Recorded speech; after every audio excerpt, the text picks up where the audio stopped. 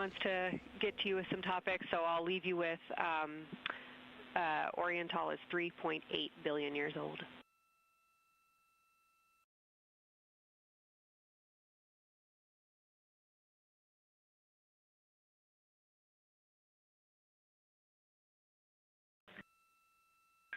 Copy that. So that's on the older side. The actual basin is very old. Correct, as is the case with a lot of mare. Typically the big basin formed, and then the volcanic eruption was able to punch through the crust where it was weakened by that basin formation.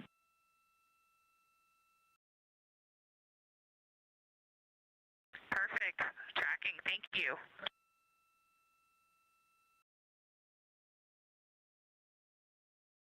NASA astronaut Christina Cook calling down some questions to the science team on console.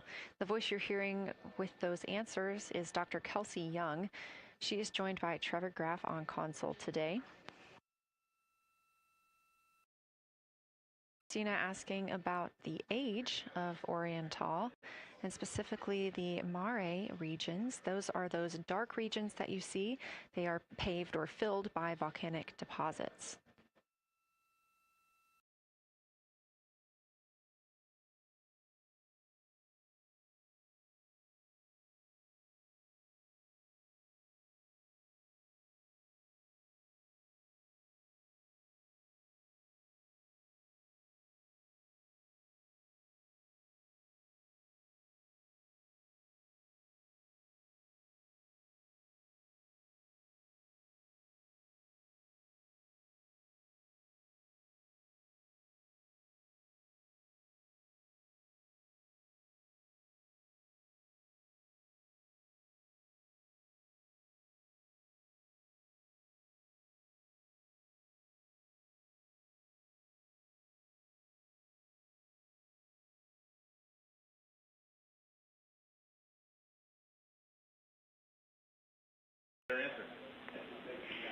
Integrity, it's about time for a position swap at the window.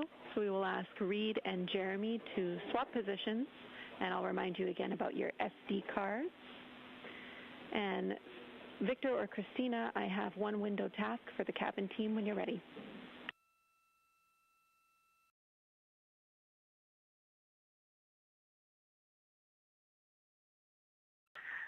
They are swapping, and I'm ready. All right, Tina, we found a way that we can reinstall the shroud on the window. We understand it's pretty darn bright compared to everything that you're looking at. So in order to reinstall it, we will ask that you retrieve the condensation hose and you install it on a friction fit on the cabin air outlet port. That's right by one of your diffusers.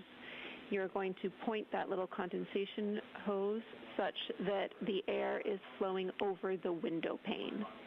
Let me know when you're ready for the stowage location.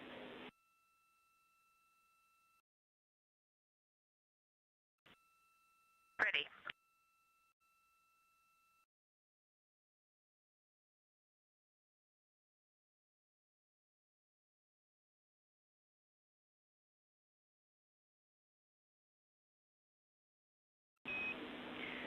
Christina, the hose is in locker A1. The crew has gotten a go to reinstall that window shroud they were using to block some of the earth shine. Copy. This view coming from inside the Orion spacecraft as the crew members are swapping windows, specifically Reed Wiseman and Jeremy Hansen. They've been our crew members at the windows taking photos, making annotations, and making recordings that'll be downlinked later to the science team for review. The science team will have a conference tomorrow morning with the crew to get any fresh perspectives or things that they learned during the flyby.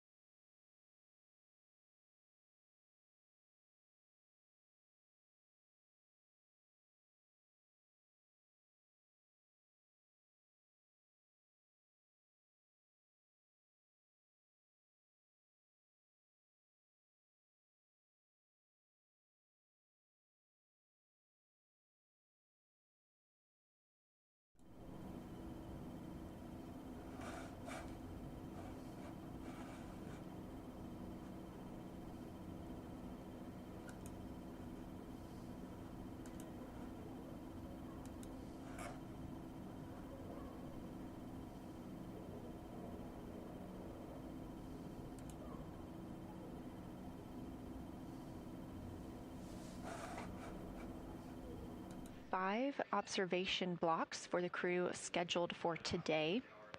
During this flyby, Orion is passing around between 4,000 and 6,000 miles from the moon and providing the crew with a full view of the lunar surface. It's a higher vantage point and much farther than Apollo's lunar orbits on average. So from this view, astronauts can observe both the North and South Pole and large-scale geologic features in one single view.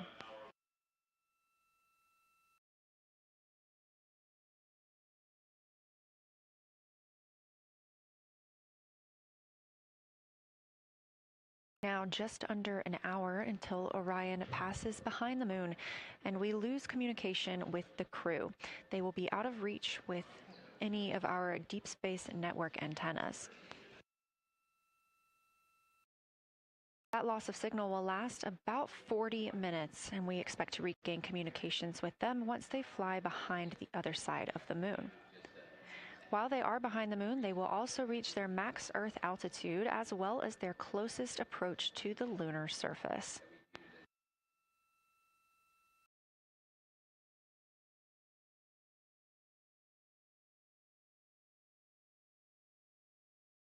The view you have right now is a live stream from a camera on Orion's solar arrays. You are looking at a live view of the moon, and 4 people are inside that spacecraft taking pictures of it, telling us everything that they are seeing. The first humans to do so in over 50 years. They'll be sending those pictures down for all of us to enjoy, and of course, especially the science team, who are very excited for what they are learning today.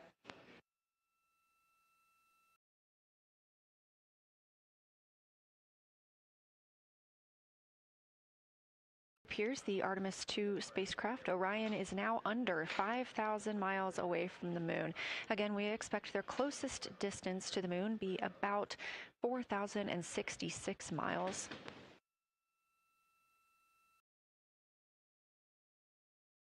That is an estimate at this point, and we will make sure to share that closest approach distance once we receive it.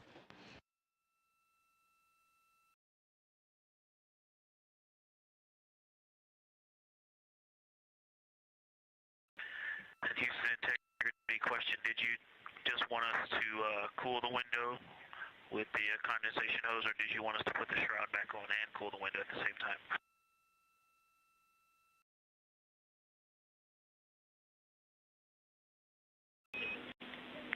Victor, we definitely want you to cool down the window with the condensation hose. It's crew preference whether you put the shroud back on. The hose will allow you to do that if it helps with your lunar flyby.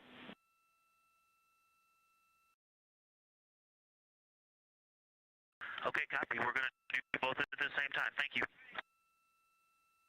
Houston copies.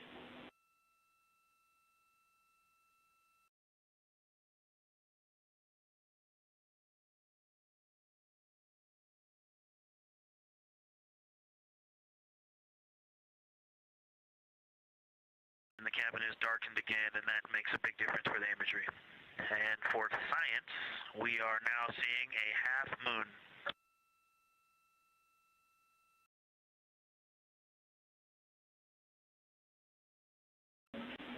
Thank you, Victor. We're happy to hear it, and we see half moon, full moon joy still.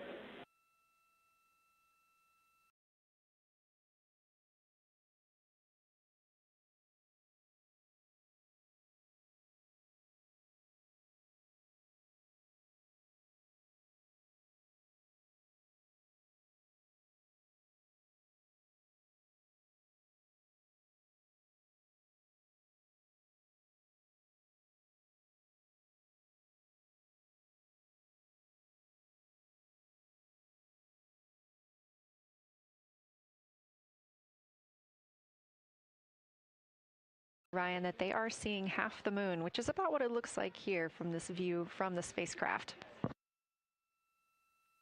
However, what has become a little bit of a catchphrase for this mission, everyone is reporting full moon joy.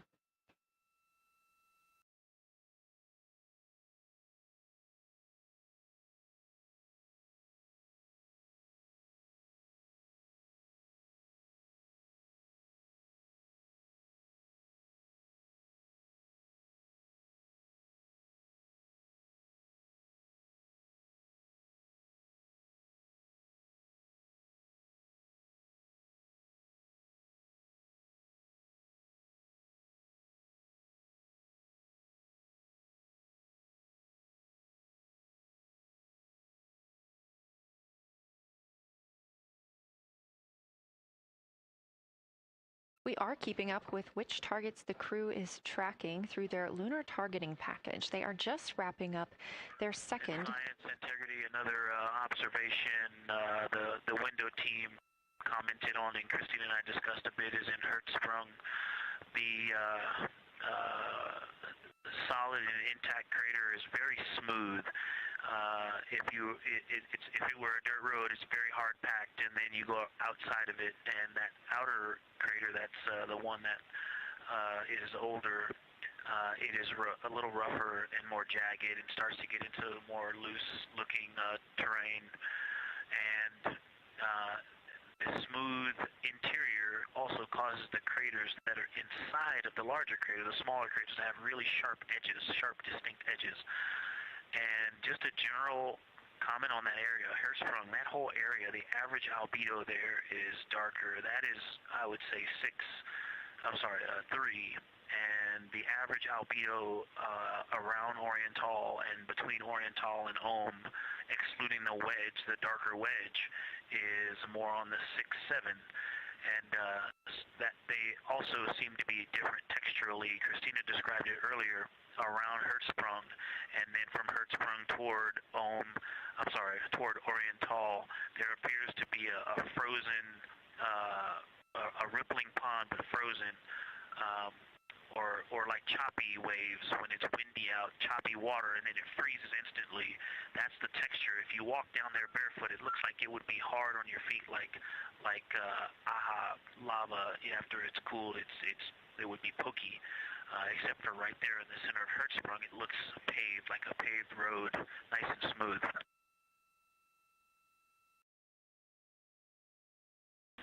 Victor, that's a wonderful description. Going from a paved road to lava reminds us of the Icelandic highlands. Thanks for that.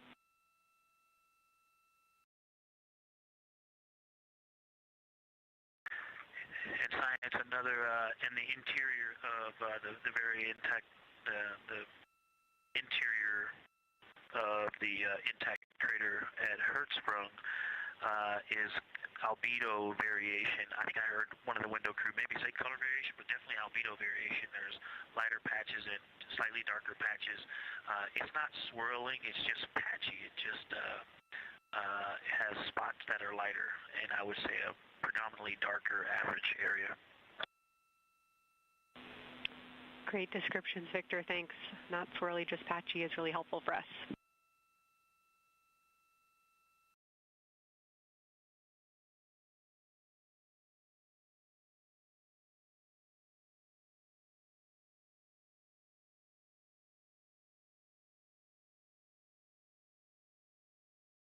Coming from science, the window team is hitting all the targets. They are on plan and starting the discussion of the Terminator.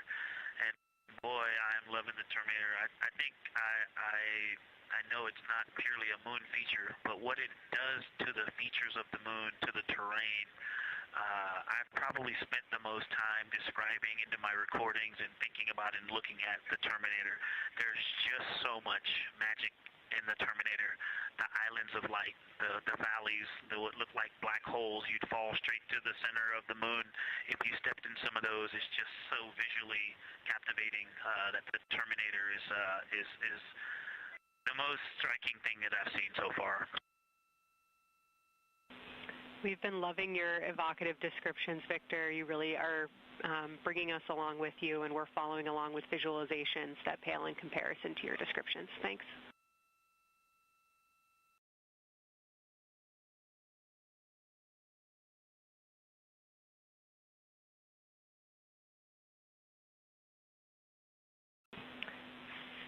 Integrity Science, one more question on a status of what the window team chose to observe for crew choice.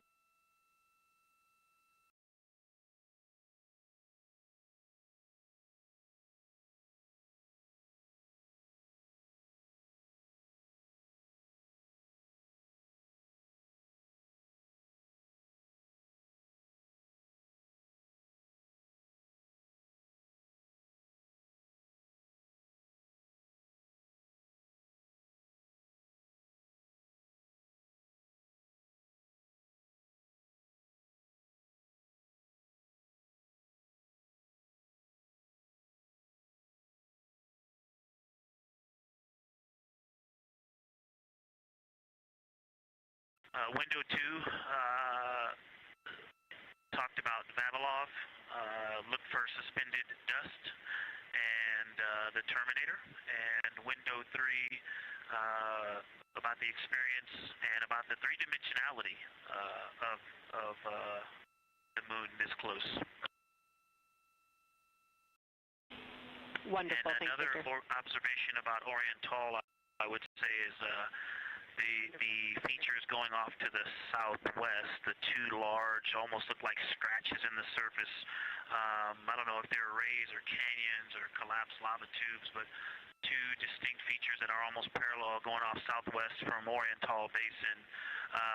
They are the first things that made me notice parallax of our trajectory looking out at Oriental. That and in the inner walls of the east side of the crater rings, you really get a sense that we're flying over something with elevation and terrain, and they look different from this orientation. Love to hear it, Victor, and you had it that those chains are actually crater rays, secondary craters formed from the formation of Oriental.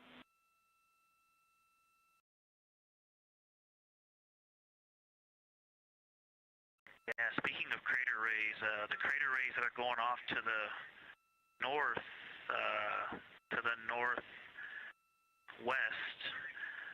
that run off toward Hertzsprung and I believe toward Vavilov. I'm not looking at it right now, but those crater rays are very interesting. They're all very small. I know you've imaged this, but they're all small and they look like, you know, a big impact launched rocks and things that made smaller impacts down the way. But something very interesting, and again, you can see this in imagery, but some of them are parallel, and then some of them converge toward the center of Oriental. And then I think I even saw some that maybe diverge, which not diverge, but that are convergent, which indicate multiple large impacts that created a lot of secondary impact crater rays. Fantastic, Victor. And I'll note that we can infer that you're looking down at your freshly named Integrity crater, which is near the end of one of those beautiful crater rays from Oriental. Thanks for the description.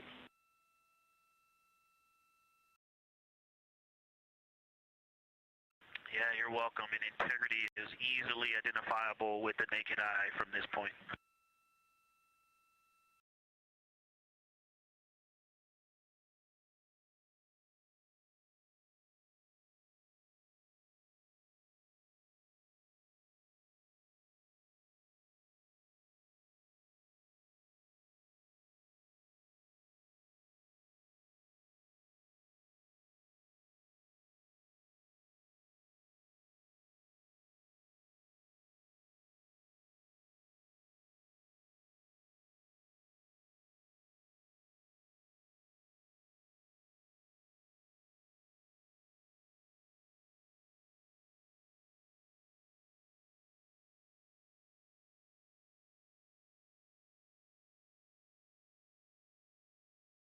We've been hearing some great situation reports from Victor Glover, the pilot of the Artemis 2 mission, calling down to the science team, letting them know what he is seeing. And one of those things is Hertzsprung Basin.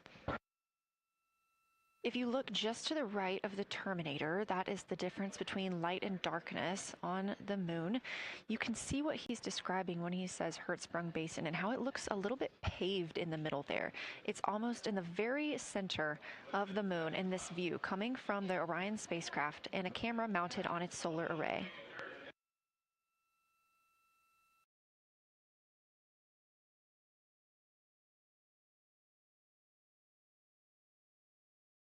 We are now 4 days, 23 hours, and 23 minutes into the flight of Artemis 2, and we are standing by for their lunar loss of signal in about 43 minutes. Again, the spacecraft will fly behind the moon, and during that time, we won't have communication with them. They will be out of reach of our deep space network. However, we will regain communication with them approximately 40 minutes later when they come around the other side of the moon.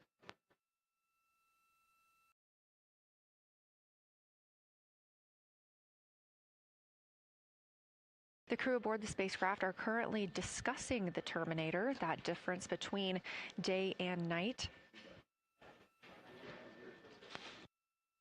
The science team is interested in learning about the topography and the color of the lunar surface, and it's already been very interesting to hear that they have seen colors like greens and browns while looking at the moon.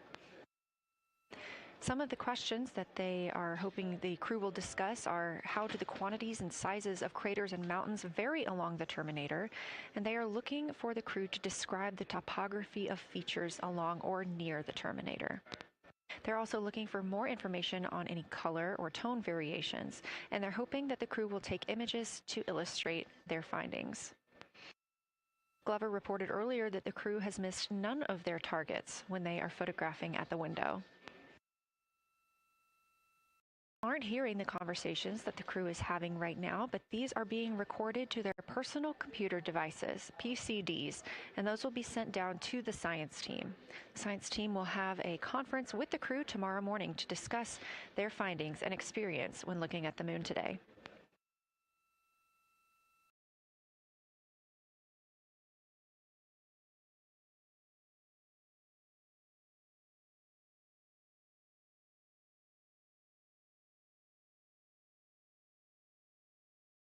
Few minutes left while the crew is discussing the terminator, and if you're just joining us, you're looking at a live view of the moon, our moon, from the Orion spacecraft and a camera on its solar array.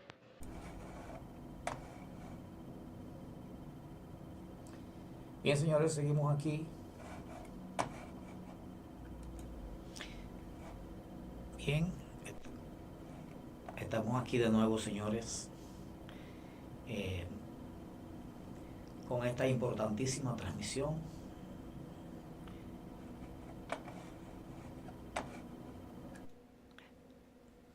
desde el espacio,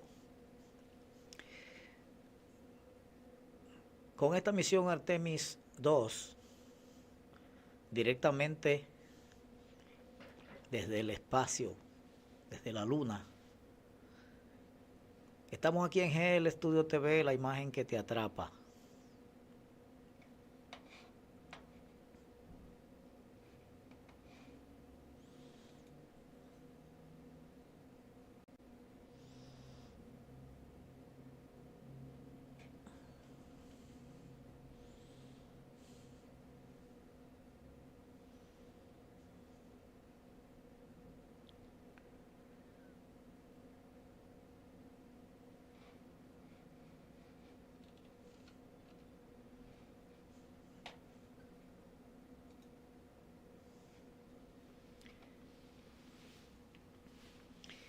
Bien, en este momento estábamos escuchando directamente las declaraciones de la tripulación de la nave Orión, directamente desde el centro de mando de la NASA.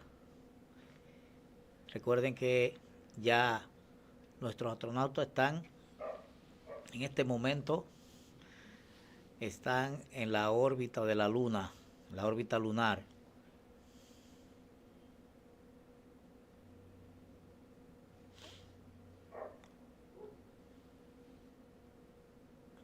Vamos a pasar de nuevo a la NASA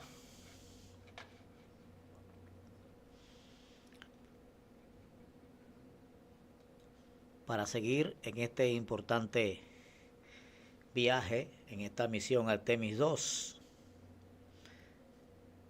explorando la cara oscura, la parte oscura de la luna que ningún ser humano ha visto jamás, y en esta oportunidad vamos a tener el honor de verlo totalmente en alta resolución a través de los videos que nos traen los 4 miembros de la tripulación de la nave Orión. Estamos en vivo aquí a través de GL Estudio TV desde República Dominicana.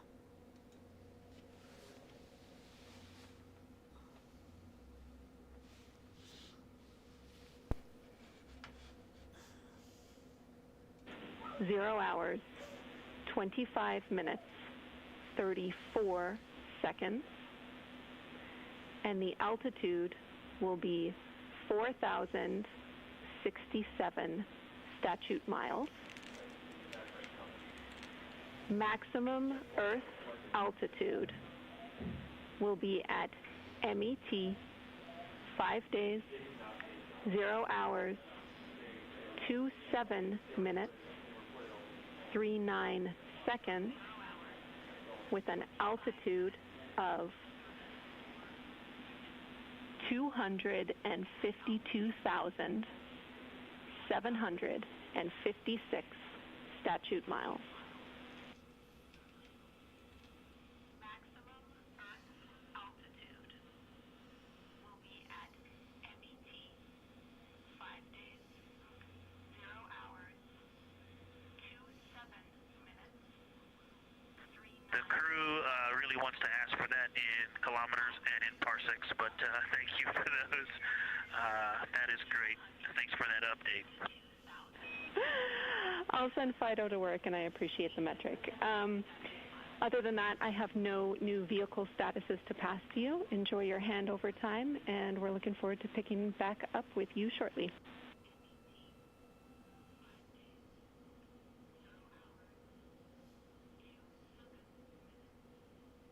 All right, we'll talk to you shortly.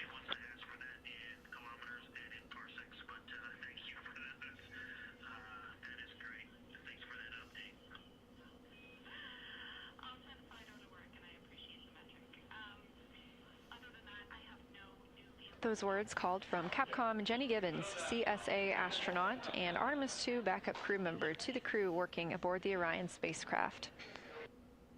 Had a little bit of a view inside the cabin. As you can see, it is very dark. The crew has turned off the lights, and the light that you were able to see is coming through the window, a reflection of Earthshine and from the moon.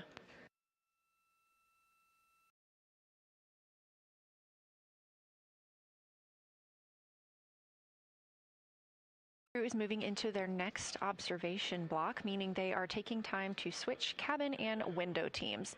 We've had Reed Wiseman and Jeremy Hansen at the windows taking pictures and making annotations and recording some audio files that will be downlinked later to the science team. Meanwhile, Victor Glover and Christina Cook were in the background serving as support. They were also timelined to enjoy a little bit of their midday meal. Now that we are swapping positions, the support team becomes Reed Wiseman and Jeremy Hansen. They will be in the background helping with SD card swaps, as well as providing those situational reports to the science team. Victor Glover and Christina Cook will be the astronauts at the window, photographing and speaking into those PCDs, portable computing devices, about what they're seeing on the moon. As you heard Capcom Jenny Gibbons call to the crew, this block is also when we will lose communications with the crew. That LOS, or loss of signal, scheduled to be less than 35 minutes from now. We anticipate to be out of signal with them for about 40 minutes, and will regain that communication once they've flown around the other side of the moon.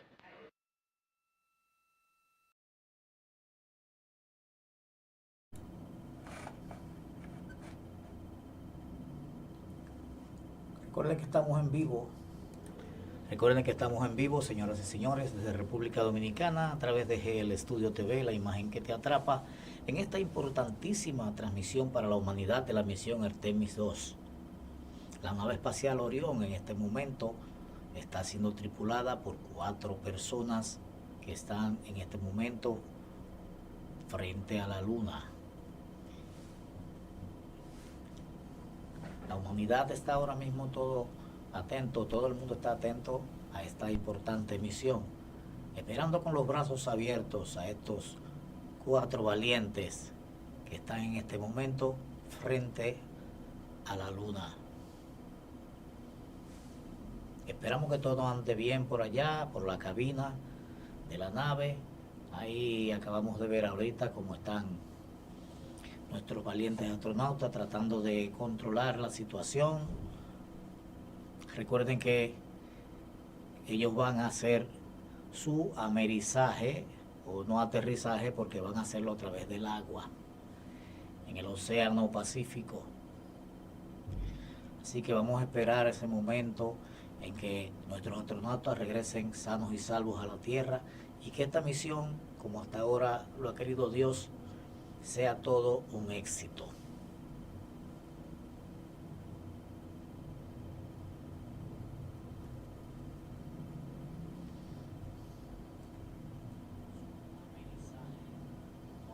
pasaje porque van a hacerlo otra vez en el agua, en el océano Pacífico. Así que vamos a esperar ese momento.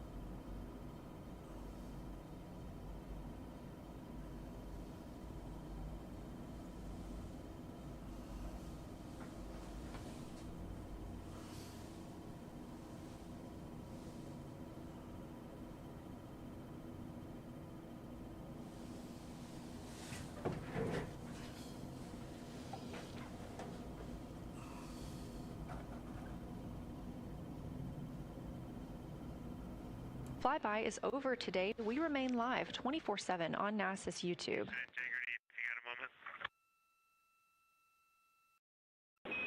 Go ahead.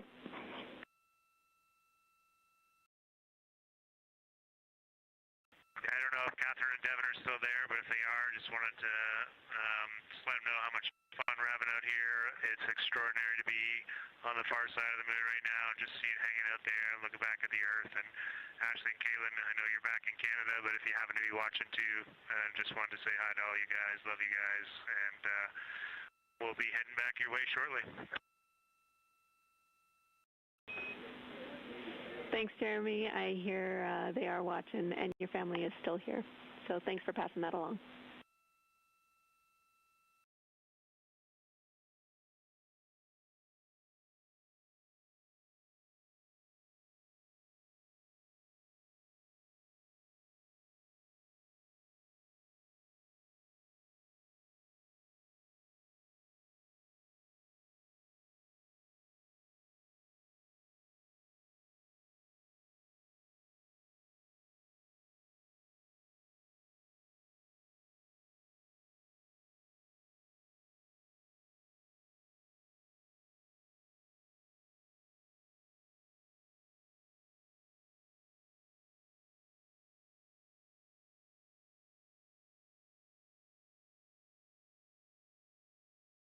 This view inside the Orion spacecraft, and it's a little hard to make out, but on the left there, that is Jeremy Hansen just calling down some well wishes to his family, joining us in the viewing room and watching online.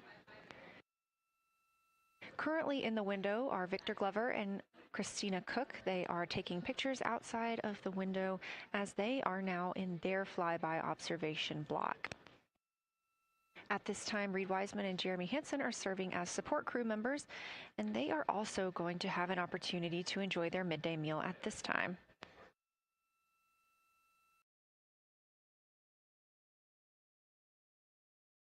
On the lunch menu today for Reed Wiseman and Jeremy Hansen, we have vegetarian chili, salmon croquettes, chicken with peanut sauce, sweet and savory kale, pickled beets, chocolate pudding, barbecued beef brisket, spaghetti and meat sauce, Italian vegetables, butternut squash, candy-coated chocolates, and maybe even a little bit of coffee.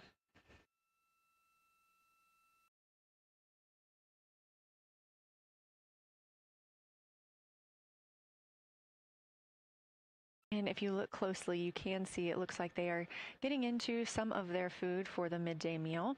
All of the food on the spacecraft is rehydratable. We don't have an option for fresh food as there's not a refrigerated section of the Orion spacecraft. So all of this food can either be rehydrated or eaten straight from the package, just depends on what the food actually is.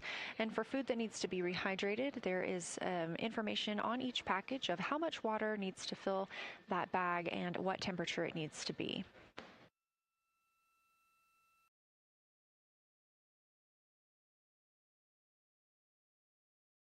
We are now 4 days, 23 hours, and 39 minutes, 40 minutes actually, into the flight of Artemis 2, the spacecraft now under 4,500 miles from the moon.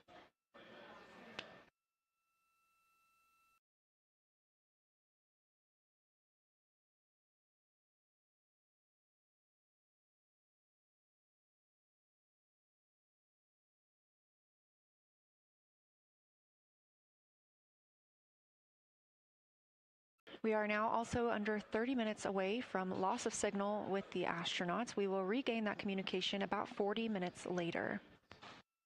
They will still be photographing the moon and documenting what they're seeing while they're behind the moon. We especially look forward to potential Earthset and Earthrise views.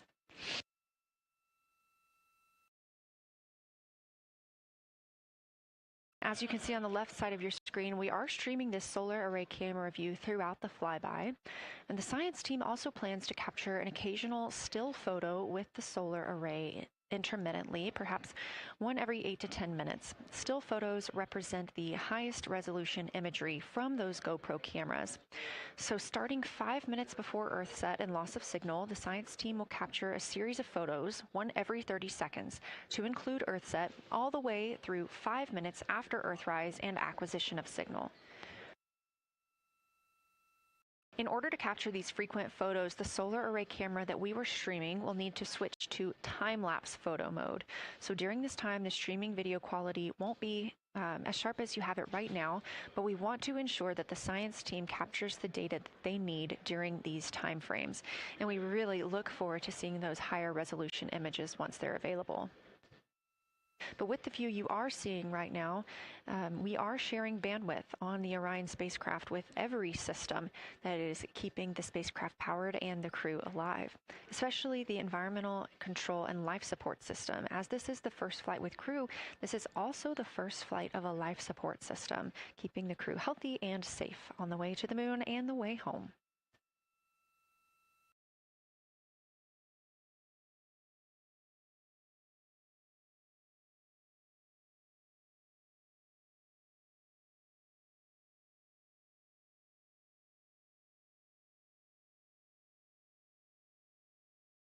The timeline, we're getting towards the end of the cabin and window team swap period, but it looks like our astronauts, Victor Glover and Christina Cook, are already photographing the moon outside of those windows. Next target is Ohm Crater, and this is something that they have photographed previously during the flyby. This is a small, complex crater with a prominent ray system, and as referenced earlier, it's the size of the Eye of the Sahara. That Eye of the Sahara is a feature in Mauritania. Seeing this crater more than once throughout the flyby allows the crew to photograph it at different lighting conditions.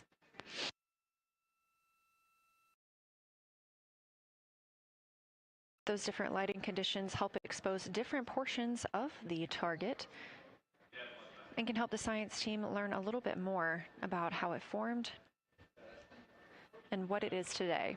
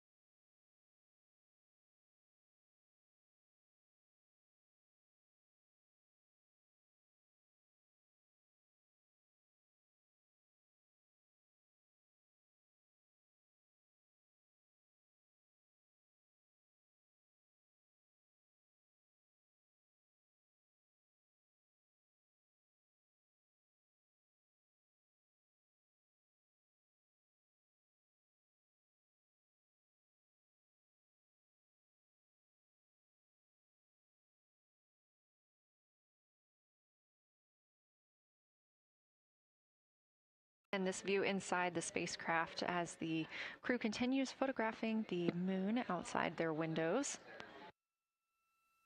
They have turned the lights off to allow them to better get photos of the moon, preventing any reflections from coming in from the spacecraft.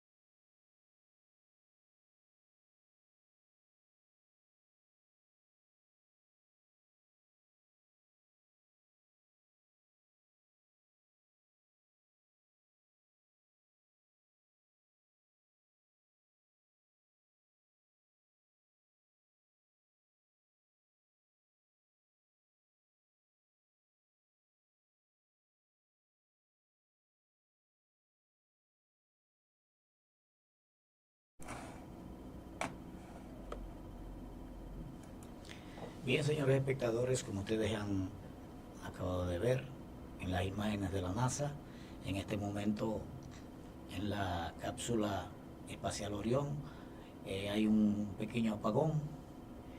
Están tratando de restablecer el sistema de iluminación los astronautas.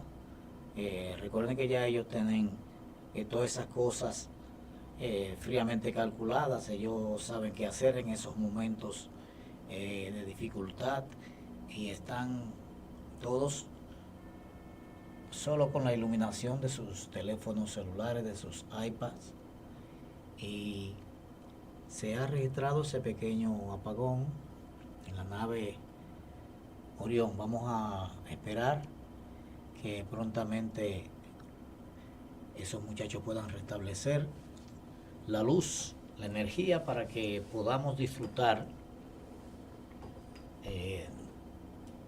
de una buena señal, una buena imagen clara, como ha sucedido hasta hace poco. Así que vamos a rogar para que ellos puedan solucionar ese pequeñito inconveniente. Mientras tanto, vamos a seguir con ustedes en esta transmisión histórica importante de la misión espacial ARTEMIS11. Recuerden que esta misión marcará el comienzo de una nueva era en la exploración espacial. La pronta construcción de una plataforma en la Luna para de ahí continuar las exploraciones y nuestro destino, nuestra meta, que es llegar al planeta Marte.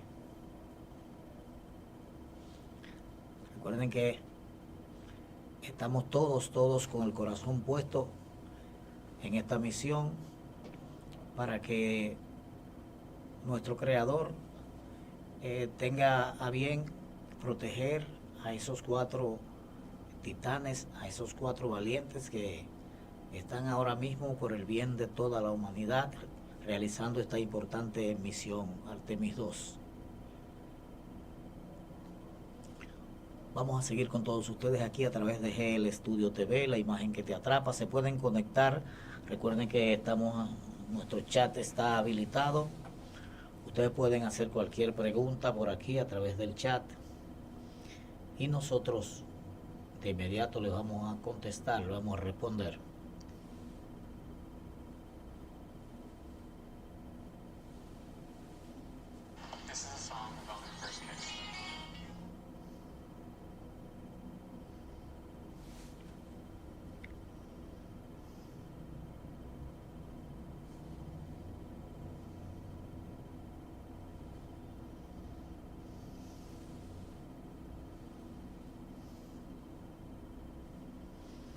Recuerde que todos somos Artemis 2. Todos estamos con Cristina, con Víctor, con Jensen y con Weisman. Esta misión es de todos nosotros y vamos a apoyarla.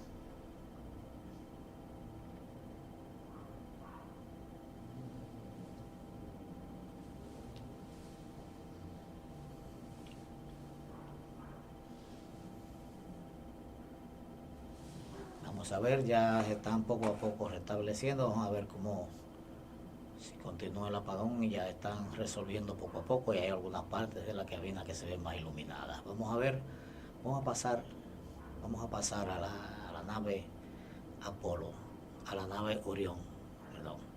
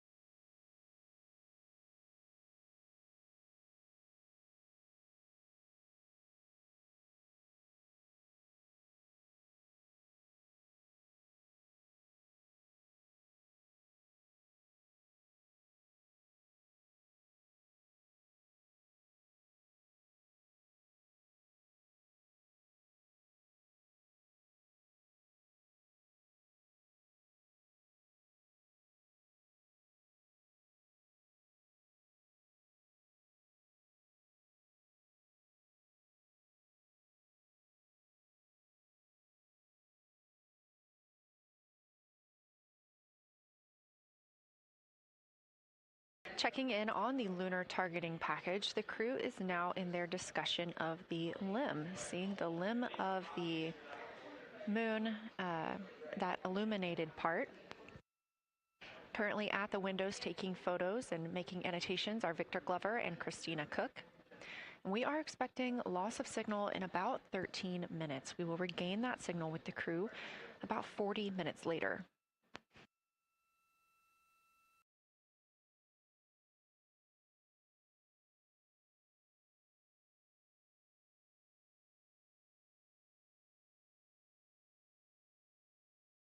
A milestone worth mentioning that this day marks the first time in more than 50 years that humans will observe the moon directly, a critical opportunity to practice how lunar science will be conducted during future Artemis missions.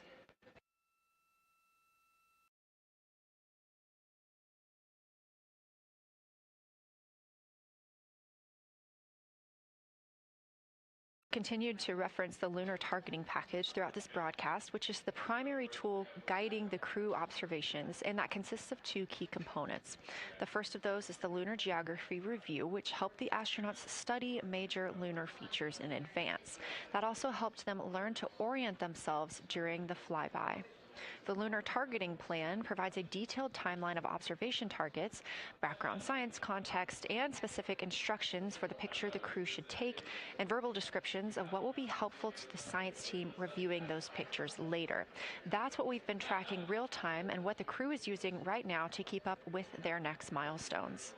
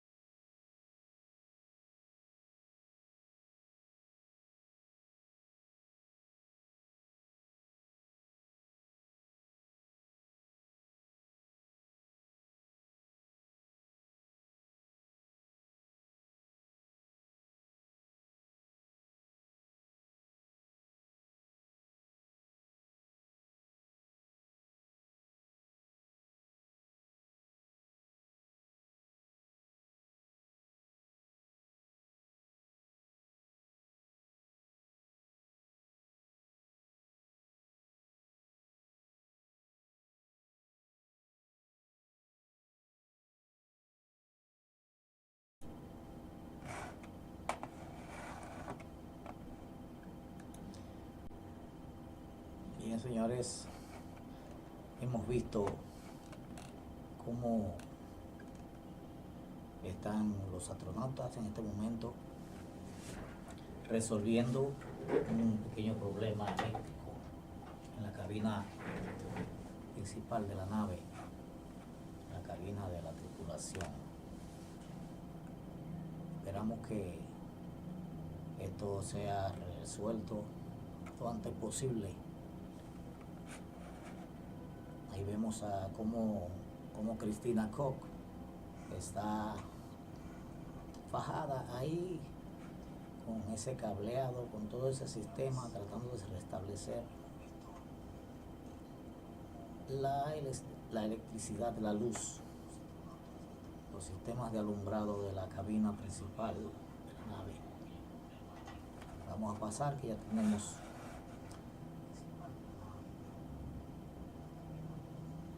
ya aquí las imágenes de la cabina todavía permanece. Trying to get some images out of the docking tunnel. We can see the Earth and the Moon and part of the Moon out of the docking tunnel, which is pretty good. And I'm just grabbing some footage right now with our interior cameras.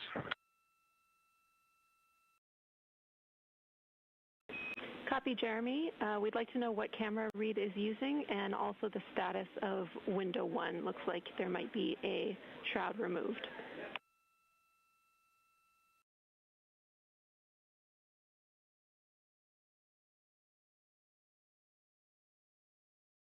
Okay. Reed was using the Z9, and the T-shirt shroud is still on window 1, but we took the camera out of it. So maybe that's what you're noticing. But when I looked in there, I saw a lot of sunlight reflecting around.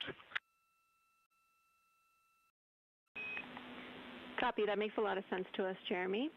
I want to remind you, coming up on this LOS, it will take sit reps in the blind. And as more and more of the moon is in darkness, we will take any report you have on impact flashes.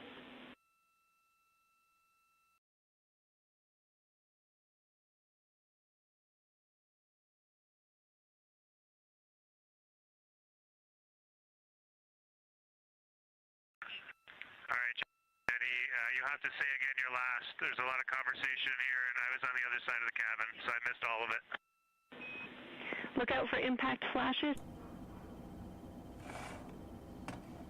Bien, señores, seguimos aquí en esta importante transmisión.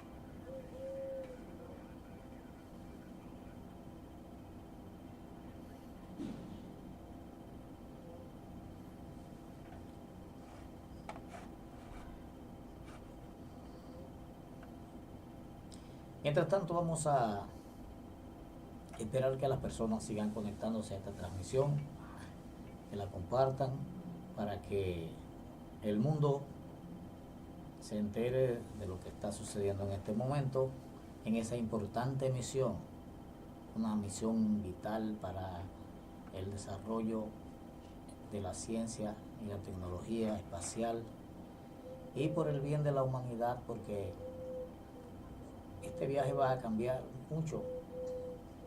Este viaje cambiará totalmente la ciencia y la tecnología y la esperanza del ser humano de vida y de otras oportunidades aquí en la Tierra.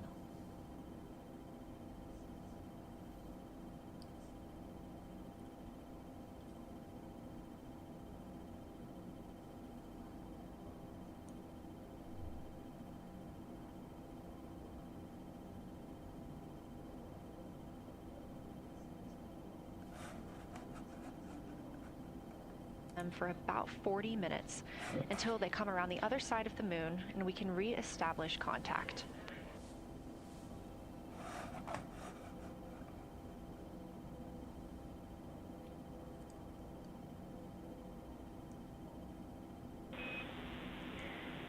Integrity Houston, you are 6 minutes from your 40 minutes lunar flyby, LOS. From all of us, it's a privilege to witness you carrying the fire past our farthest reach. Thank you. Godspeed. De la música que escuchan, ustedes saben que en sus momentos de esparcimiento, cuando nuestros astronautas escuchan un playlist de música que han elegido especialmente para ellos, para su deleite. Pero a mí me gustaría preguntarme,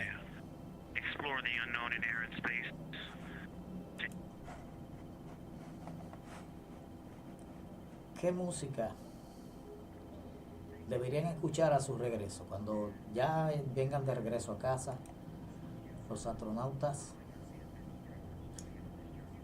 ¿qué música deberían escuchar?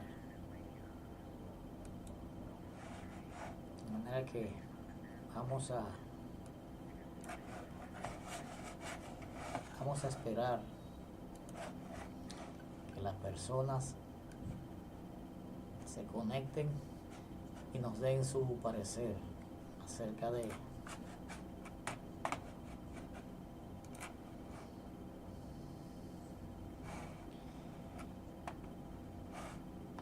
la música que deberían de escuchar nuestros queridos astronautas.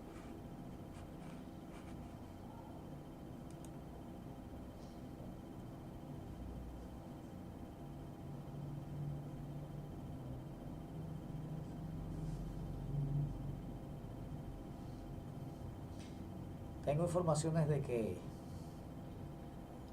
a Cristina le encantan las bachatas. ¿Qué les parece? ¿No sería bueno que ellos escucharan una bachata de regreso a la Tierra? Sería bueno.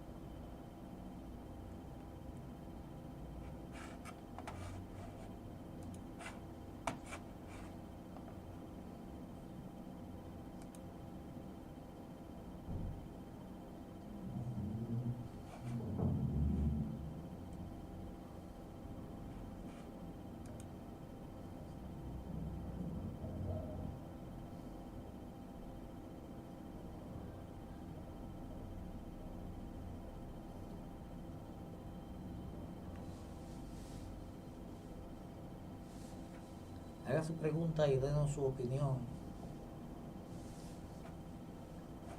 Vamos a desearle a nuestros astronautas todo lo bueno, que ellos puedan tener un regreso feliz a su hogar y que el mundo pueda ver en alta definición el regreso, el amerizaje que van a tener en el Océano Pacífico estos importantes seres humanos que en este momento están en esta misión Artemis 2.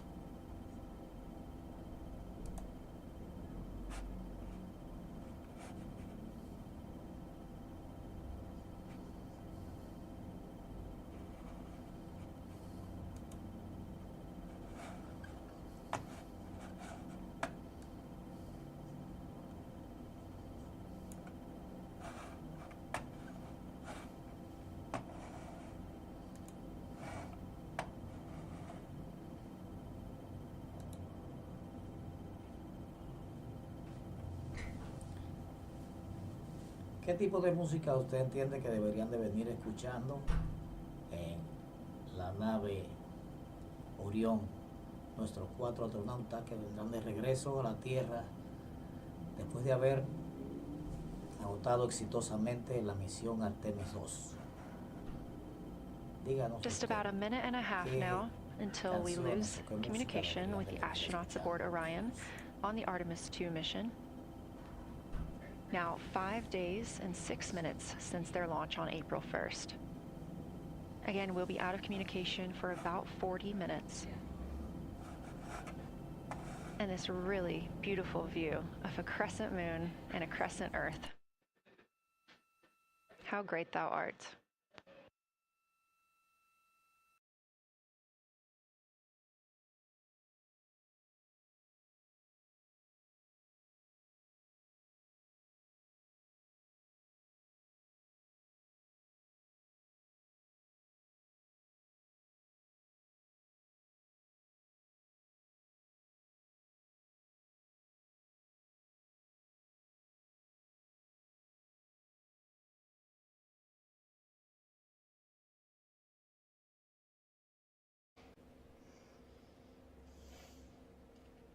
"30 seconds now until we expect loss of signal.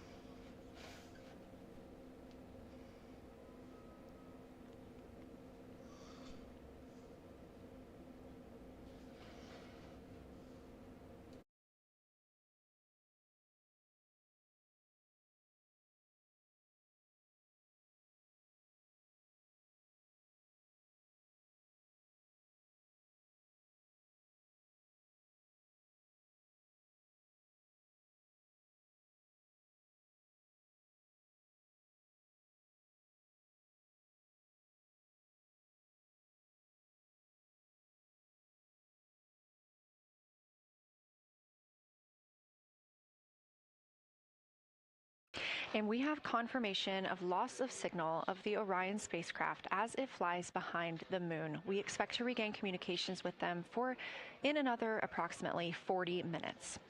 This was expected as their spacecraft is now out of direct line of sight with Earth and behind the moon. And this is a poignant moment as it's the first time in over 50 years that we have humans completely unreachable by anyone else on Earth. No matter how distant or secluded, we could reach anyone living on Earth, but while the crew flies behind the moon, it's simply impossible to make contact with them.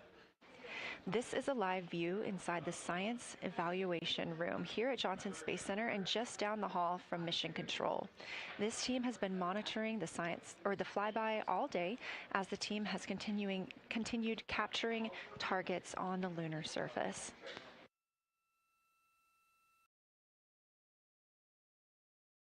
Even got to see this team in action as they were helping the astronauts identify some of the features they were seeing on the moon but not expecting.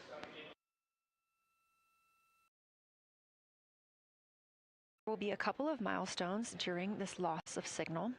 The first will be when the astronauts make their closest approach of the moon at MET 5 days, 25 minutes, and 34 seconds, when we expect they'll be 4,067 statute miles above the lunar surface. Their maximum Earth altitude will be reached just 2 minutes later at 5 days, 27 minutes, and 39 seconds, when their altitude should be approximately 252,756 statute miles. Once those milestones are reached and we have confirmation, we will report the official numbers.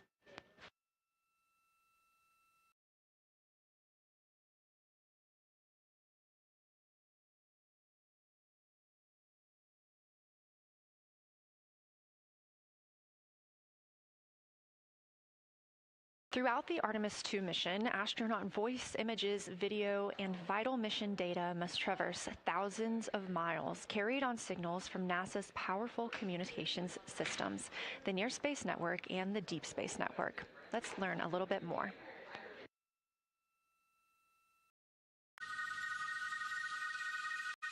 NASA's Artemis II will send 4 astronauts around the moon, preparing humanity for a long-term lunar presence and future journeys to Mars. Enabling communication and navigation for this test flight are NASA's Near Space Network and Deep Space Network. With antennas around the world and a fleet of relay satellites, the networks will deliver vital data to and from Earth through all phases of the mission. The networks are seamlessly integrated at NASA's Johnson Space Center in Houston, Texas, where Mission Control coordinates the network handovers. These transfers represent a delicate dance between the two networks, exchanging support as the mission shoots toward the moon. On the launch pad and during their early orbit phases, NASA's Orion spacecraft and Space Launch System rocket will rely on communications and tracking services from the Near Space Network. After its translunar injection burn, the Deep Space Network's global array of antennas will serve as Orion's primary communication support during lunar orbit. As the mission journeys farther into space and away from Earth, signal strength weakens and bandwidth is conserved for crew communications. The astronauts will have a near constant connection to Earth, ensuring their safety on a journey farther into space than ever before. We say near constant because as Orion goes behind the moon, a planned loss in communications will occur. The Deep Space Network will be standing by to reacquire the signal as Orion reappears. The Artemis II mission also provides an opportunity to test new capabilities. Using laser links, NASA will periodically transmit Orion data to showcase the benefits laser communications could have for future human spaceflight missions. The data from Orion, sent by radio signals or laser links, is massive. The mission is gathering images, data, and video, while also generating details about mission health and crew voice files. All of that data gets processed here on Earth, where systems compress it for efficiency. In the future, we'll upgrade these systems on Earth so that image and video clarity improve with each moon mission. With the Artemis II test flight, we're evaluating the communications infrastructure that will help carry us into the future as we explore the moon and journey forward to Mars.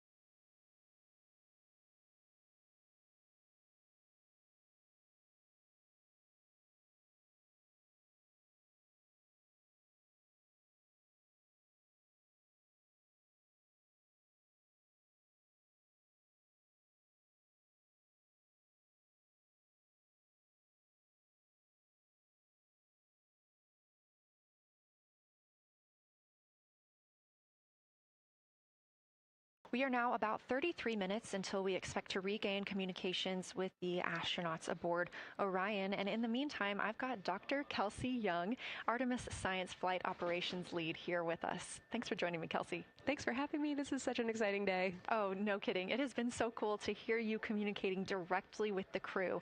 And I know that you have been preparing for this for years, so I am so excited for you and for your team. So just to get into that background a little bit, tell me about your background and what you've been doing on console. My background is as a field geologist. Actually, I studied impact cratering in the field for my PhD, so all these descriptions of impact craters have me just absolutely swooning. How I got into this, though, is, during my PhD, I got an internship at NASA and ultimately never left to integrate science into flight operations. So we developed the Science Officer Console, for which this is the first mission we're supporting. We developed the Science Evaluation Room that's right upstairs, and so it's so gratifying to see this operation structure come to fruition, especially on a day like today. I would have to imagine so. And we've got a great view of the science evaluation room right now. Is there anything that has stood out to your team so far? Absolutely. So as you might have heard in some of the press briefings and content that, we've been putting out, color and albedo were really exciting targets for us. We've heard several amazing color descriptions so far. Just to highlight maybe one of them, we heard about greenish and brownish hues near Aristarchus, which is actually a feature that we can see here from the near side. And those greenish hues could actually tell us something about the volcanic evolution of that area. So you can bet that the science team is going to be prioritizing downlinking those images and the crew audio that we didn't hear that went into those recordings to learn a little bit more.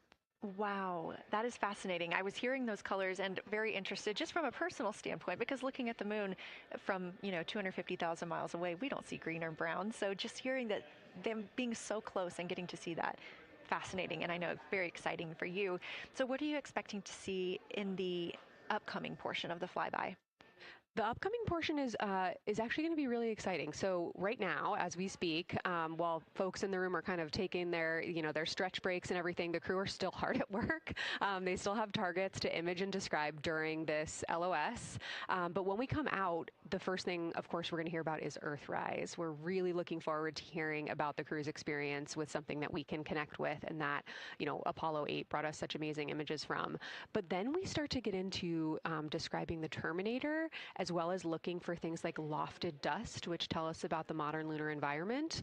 Then the vehicle's going to orient away from the moon for an hour and then pivot back for the eclipse observations, which is a whole different set of science observations that we're really looking forward to. It's kind of nice that the crew will get a little break in there, because they have been hitting it hard today with photos and videos and annotations. What are you hoping that the crew sees coming up? Is it that lunar dust?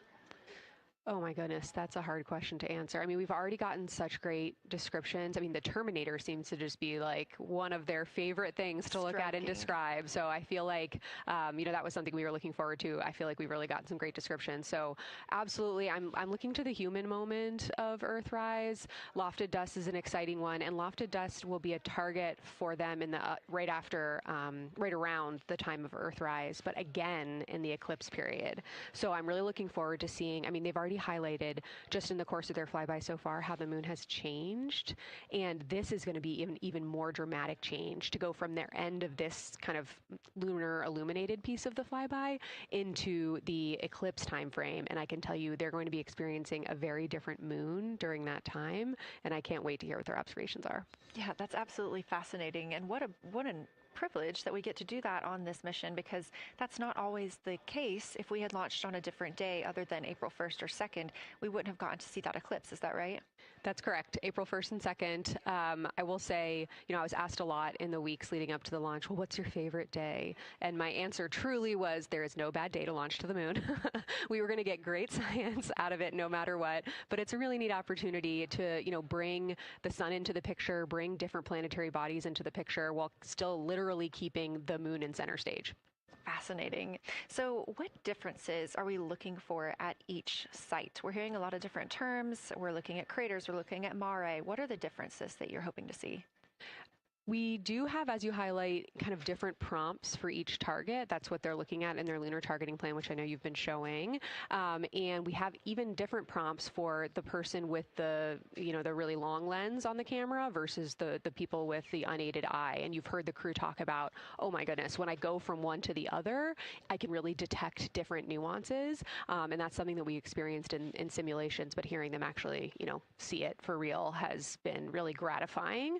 But we're looking for different things based on the target. Sometimes we're looking for color. Sometimes we're looking for texture. For the Terminator, we're looking at kind of what texture and morphologies pop out to you and what kind of diversity you see along the terminator. You've heard, Victor especially make some comments about future impacts for exploration. So already I think that their descriptions in this first part of the flyby have told us something scientifically, but also about future surface missions. Well, it was so interesting to hear Victor talking about he was imagining in his mind's eye being down on the surface and walking around. That was very cool to hear. And when we're thinking about targets, I know some of them are determined based on the launch day because that determines the lunar illumination. So the ones that we're looking at today, how and why were these selected? Such a wonderful question. This really gets at at the heart of some of our really highest priority science questions.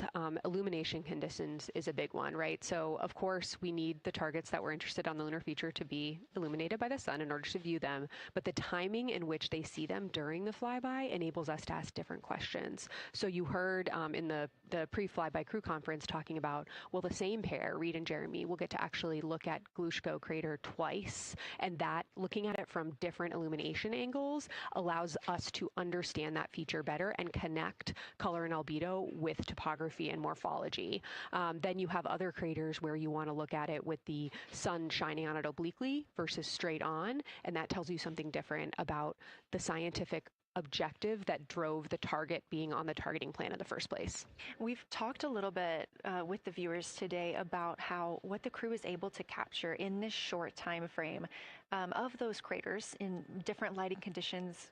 Could take years for something robotic to be able to do based on attitude maneuvers and where the sun is at. So can you just talk a little bit about the importance of having both the robotic operation and having the crew? Absolutely. We definitely don't want to minimize the impact of orbiting spacecraft. Lunar Reconnaissance Orbiter is the one that's often referenced. Data from LRO and its payloads have really been instrumental in getting us, frankly, to this point for Artemis 2 and future missions. But the human experience, the crew observations that we've already been hearing about, it is such a perfect complement to the orbiting spacecraft data because they are able to have this unique perspective. They are far enough away where they can make these contextual observations. You've already heard it. How many times have we heard the crew and their science sit reps say, if I track this feature from all the way up here in the northern hemisphere down to the southern hemisphere, here are comparisons I can make. That right there is not something we had the ability to do with the Apollo missions, and it allows just literally in the blink of an eye to synthesize observations that it would take, a really significant effort to coordinate with different orbiting platforms, and they're making it like that.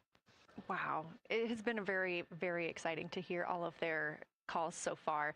And so I've heard they were able to capture every single target so far too. Is that correct? I think that's correct. And I think it's important also to remember that, and I know the science team is anxiously awaiting this, we've been hearing from the crew members who are not at the forward windows, right?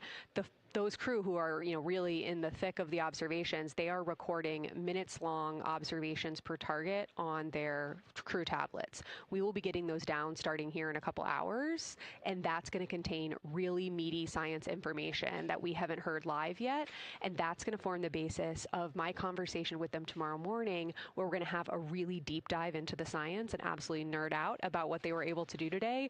One of the most gratifying things for me today is hearing multiple crew members say, thank you for putting the discussion times in the targeting plan, because when we have had the ability to put multiple brains on a problem, we have elevated each other.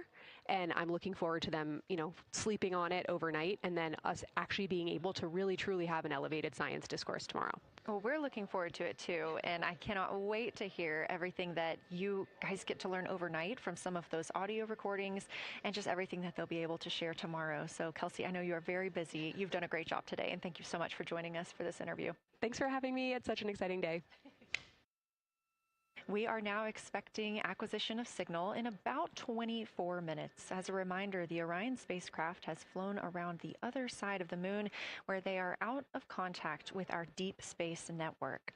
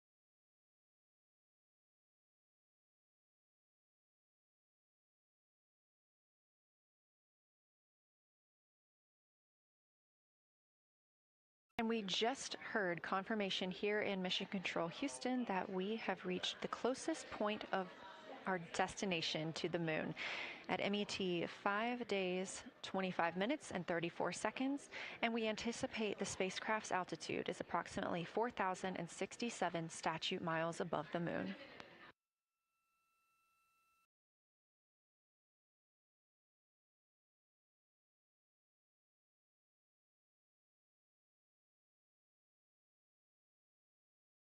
Continuing to track what the crew is doing while around the other side of the moon. They are continuing to take pictures of the moon, the Earth now out of sight. What they're in right now is a crew choice event. The science team has encouraged them to find interesting features on the surface, to take photos of those, and describe why they were interesting. Something else that they'll be looking toward next, just momentarily, will be impact flashes. They've got a few minutes allotted to look at the darkest portions of the moon. They're interested in short-lived flashes on the lunar surface because these would be caused by impact bombardment. After their impact flash targeting, the team is interested in if the crew can see lofted lunar dust. This would only be visible just before Earthrise. Now 20 minutes until we expect to regain communications with integrity and the astronauts for Artemis 2.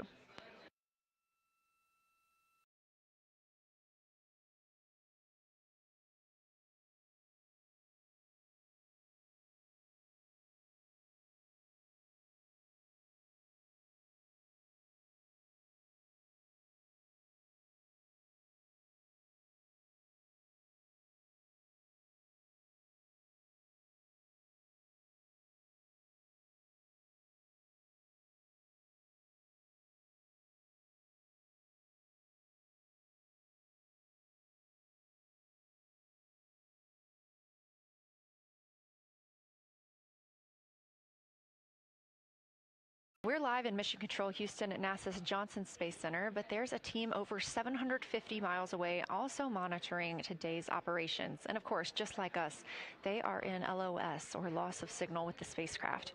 This is LUCA, the Lunar Utilization Control Area, and it's joined by LISA, the Lander Engineering Support Area, which are twin control rooms that will support missions and operations in lunar orbit or on the moon's surface in real time at NASA's Marshall Space Flight Center in Huntsville, Alabama. The LUCA and LISA are right next to each other and just a short walk away from the SLS Engineering Support Center, which is used during launch, and the POIC, where science on the International Space Station is monitored. LUCA primarily supports Artemis science operations, while LISA will provide engineering support for landing astronauts on the moon. During this mission, Artemis 2, teams in the LUCA will use the facility to support first-of-its-kind science operations to better understand the deep space effects of microgravity and radiation on the crew's physiology, immune systems, and ability to complete various tasks. The data from these science operations will inform future crewed flights to the moon. For future crewed missions to the moon, members of the NASA Human Landing System Mission Insights Support Team, a group of engineers, safety leads, flight operations experts, and technical authorities, will work in the LISA. There, they will monitor lander systems in real time and be involved in key decision-making processes throughout the mission. Teams are using the LISA during Artemis 2 to observe mission operations and using the opportunity to inform and prepare for future crewed landings to the moon's surface.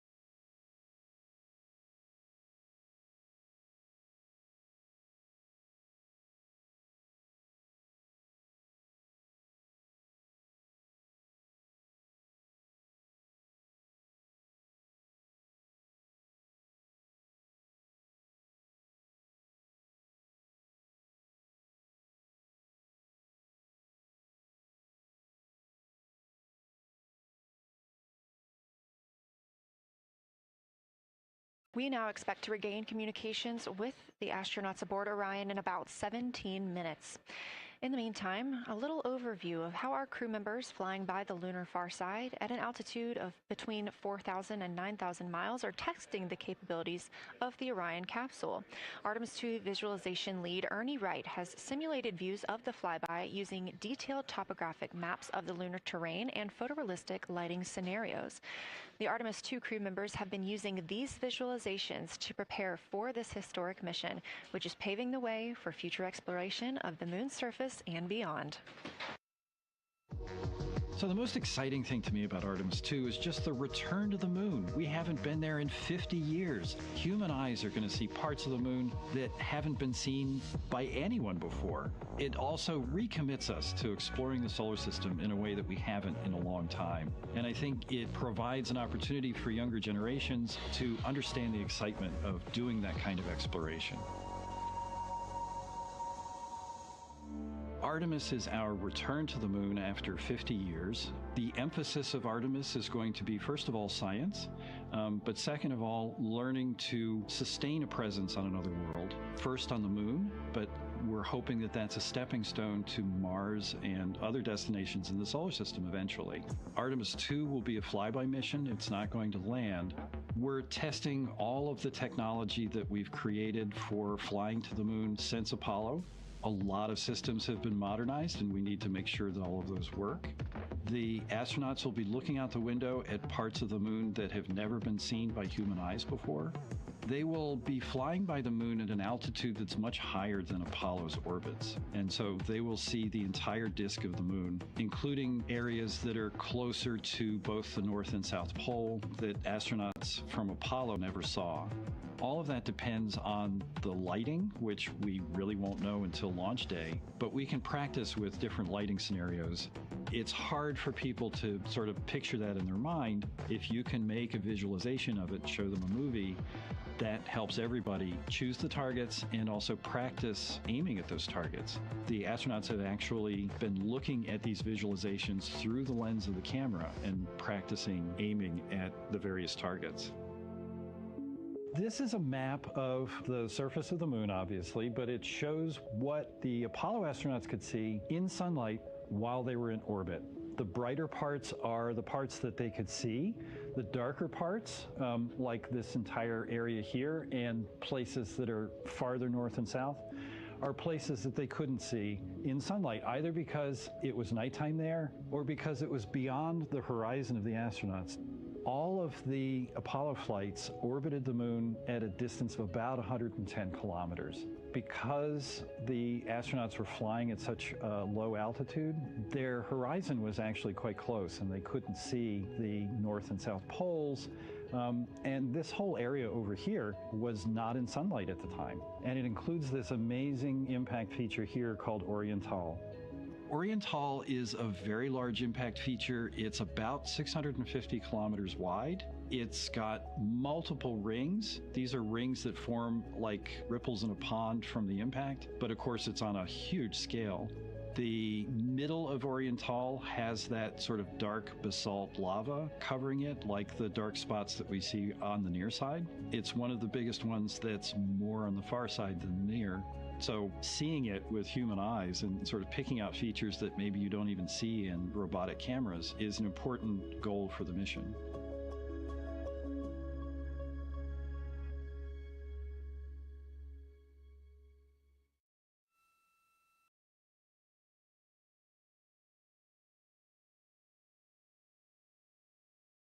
This live view in the Science Evaluation Room, or the SIR, here at Johnson Space Center in Houston, Texas, just down the hall from where we're at in the Artemis Mission Control Room. Teams continuing to monitor the flyby.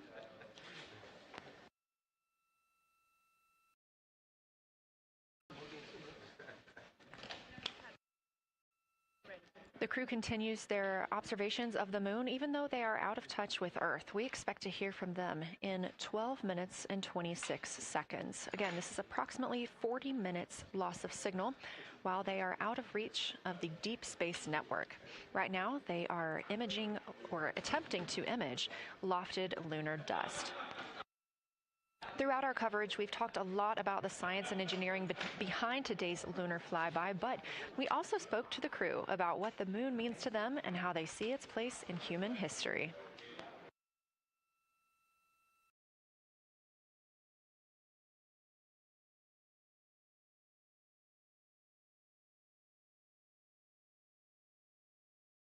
I remember being a little kid lying in bed at night and just looking out at the moon and whatever phase it was in, I was thinking, man, my friends that live like 20 miles away, they can probably look out and see that same exact moon.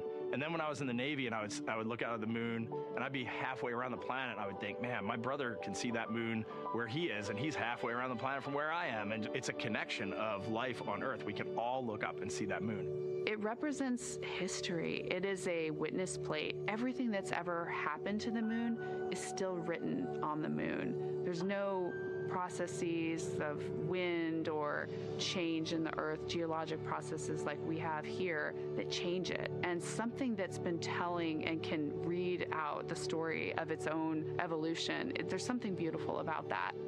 I've also learned from my indigenous mentors that they refer to the moon as grandmother moon. So you've probably heard of Mother Earth. They use grandmother moon because grandmother moon is responsible for the water in their community. The grandmothers, sort of protect the water source, just like the moon moves the water around the planet, affects the tides. It's something that represents something different for each individual culture around the planet. And that's really neat because we all share that same moon in the night sky. We all have seen the same side of the moon in different lighting conditions our whole lives. And so it seems very familiar to us, but it's also kind of unknown. When we get up close, some of the imagery that we'll get to describe and to share with people will be very unique. And that nature, both of those things being true about this one entity that we all know, just is really special. It's just the epitome of a symbol of both something that's in each of our hearts, but that's also represents exploration and reaching.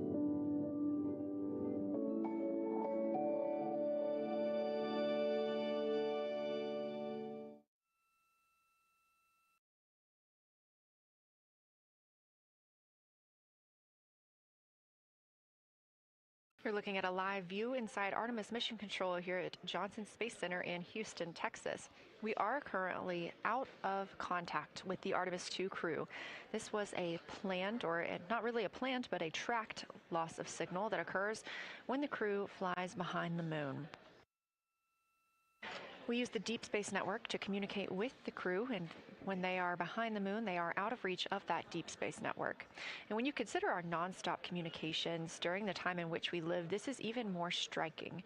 For the Artemis II crew, they're only currently communicating with each other. Now, we expect to regain those communications in under 9 minutes from now, and we also are hopeful for a view of Earthrise. Despite being out of communication, the crew is continuously capturing imagery of their predetermined lunar targets.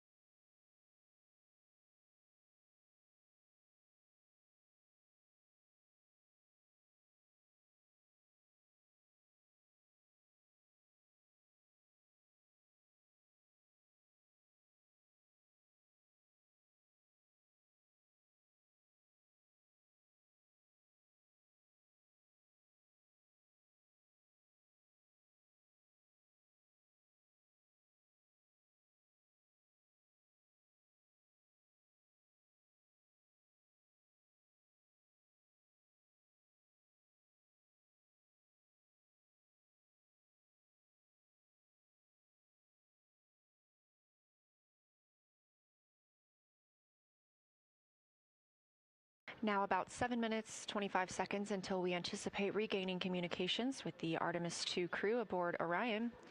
In the meantime, Artemis II Lunar Science Deputy Lead Marie Henderson is training trained these astronauts to capture and document their views of the lunar surface for all of us to enjoy back here on Earth. I cannot wait to hear their voices when they get to the far side of the moon and I can hear them talk about seeing the moon out their window. I try to imagine it now and I tear up thinking about it. Ooh, now I gotta hold on a second. We have human eyeballs connected to wonderfully smart brains our astronaut friends have. They are going to be able to observe the moon in multiple different ways. They can use their eyes, they'll look through their camera and snap pictures, and just looking out the window getting that human experience. But during Apollo, the astronauts were so much closer to the lunar surface. Our astronauts are going to be doing a flyby at a higher altitude, so they're going to be able to see the whole moon as a lunar disk on the lunar far side. That's a brand new, unique perspective that humans haven't been able to look at before. We are doing a lot of lunar geography training with them.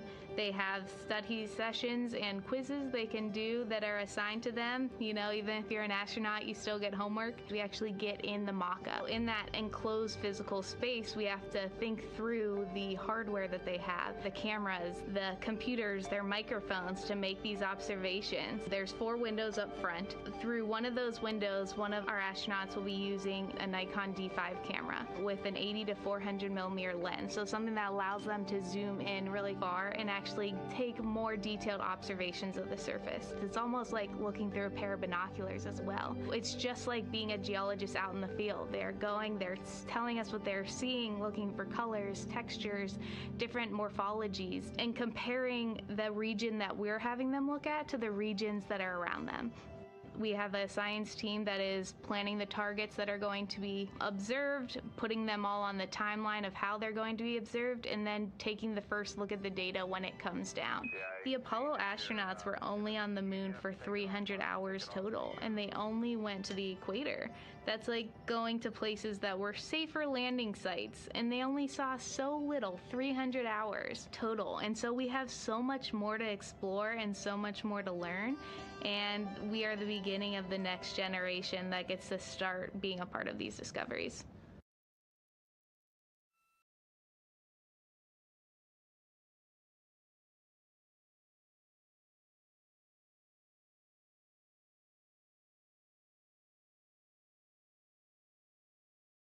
We are now 4 minutes and 28 seconds until we expect to regain communications with the astronauts flying aboard Orion on the Artemis 2 mission. They are now flying behind the moon. While behind the moon at an MET, or mission elapsed time, of 5 days, 25 minutes and 34 seconds, we expect this was the point in which they made their closest approach, 4,067 statute miles above the lunar surface.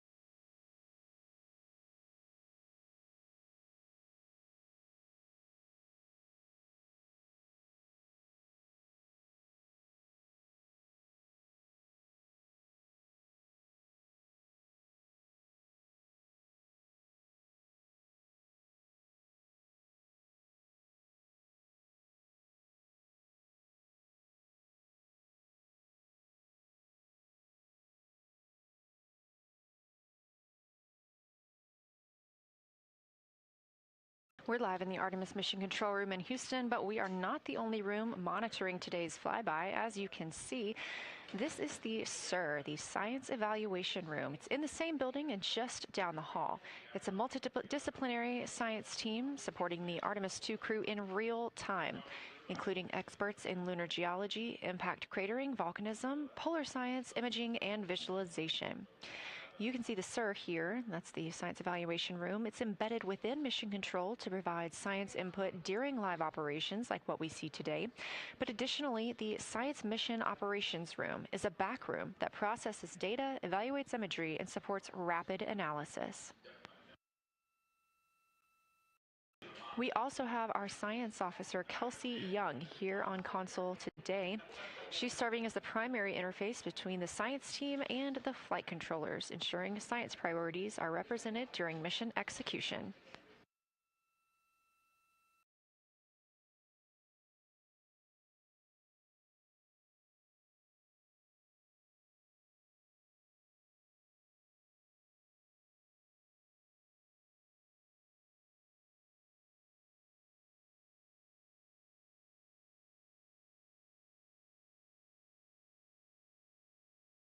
Coming up on 1 minute and 36 seconds until we contact Orion.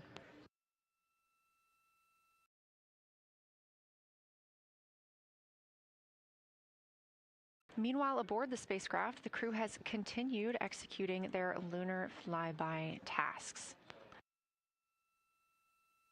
As we discussed earlier today, these activities have been precisely timelined, and this is the fourth of 5 blocks of time during which the crew will be observing the moon from Orion's windows. At this time, pilot Victor Glover and mission specialist Christina Cook are observing the moon at windows 2 and 3. One crew member is in window 2 with a blue shroud over the window, taking photos and using an 80 to 400 millimeter zoom lens, while the other astronaut is in window 3 using their portable computing device, also known as a PCD, to make annotations. And both of those crew members are making audio recordings of what they are seeing. They are wearing headsets connected to their PCDs, and those audio recordings are being sent to the science team tonight. We are not hearing those live. However, we have been hearing quite a lot of great descriptions from the crew who have been serving as the support. Right now, the support team members are Reed Wiseman and Jeremy Hansen. Those team members are providing science sit reps, situation reports, calling down a few times each hour to discuss what they're observing. And even though we're out of contact with them right now, they are still conducting those science sit reps as they'll be available once they come back around the moon.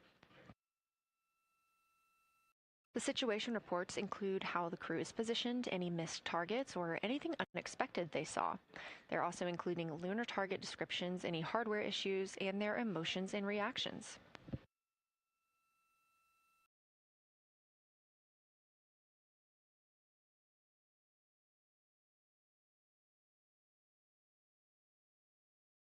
Again, we are standing by to acquire signal from the Orion spacecraft.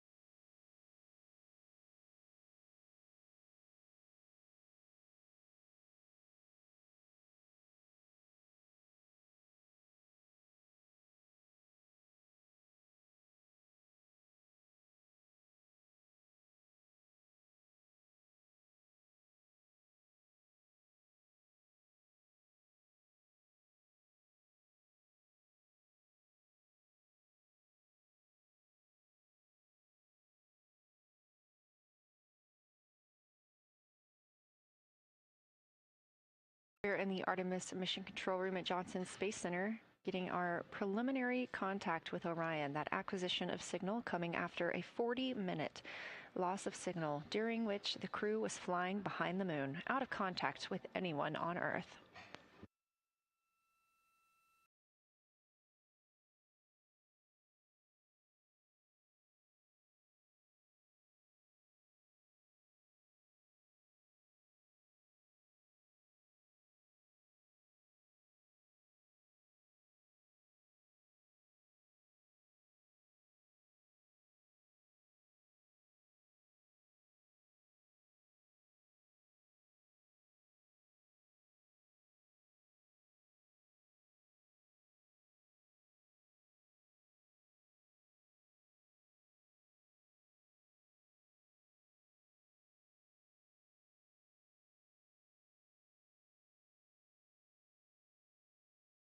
We are getting our first views from Orion after the loss of signal. Orion has come back around the other side of the moon, and that little crescent that you see is Earth, over 252,000 miles away.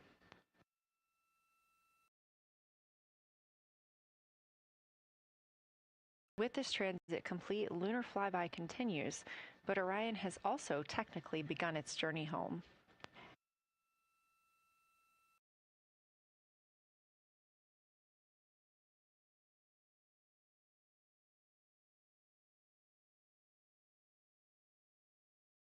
Right now, the crew are getting a few moments to enjoy and take photos of Earthrise for themselves, and we expect to contact them shortly.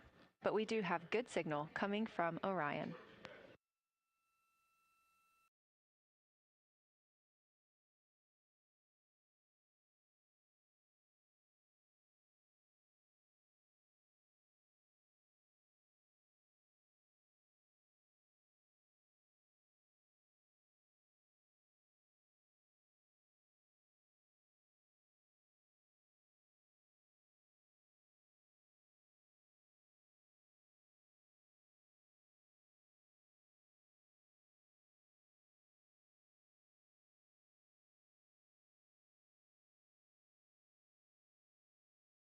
This view from inside the Orion spacecraft, all 4 astronauts now back on the other side of the moon and in contact with us on Earth.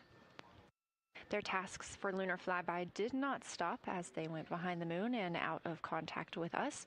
We anticipate during that time they were attempting to image some impact flashes, short-lived flashes on the lunar surface, which would be caused by impact bombardment and potentially even lofted lunar dust.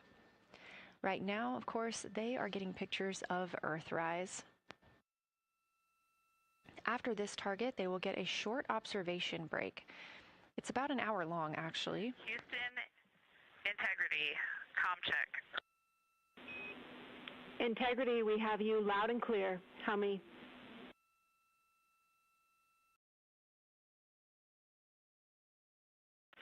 Houston, we have you the same, and it is so great to hear from Earth again. To Asia, Africa, and Oceania, we are looking back at you. We hear you can look up and see the moon right now. We see you too.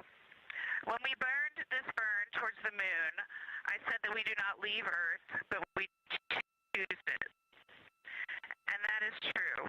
We will explore, we will build ships, we will visit again. We will construct science outposts, we will drive rovers, we will do radio astronomy, we will found companies, we will bolster industry, we will inspire. But ultimately, we will always choose Earth, we will always choose each other.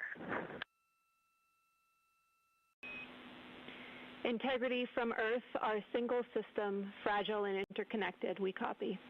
Those of us that can are looking back.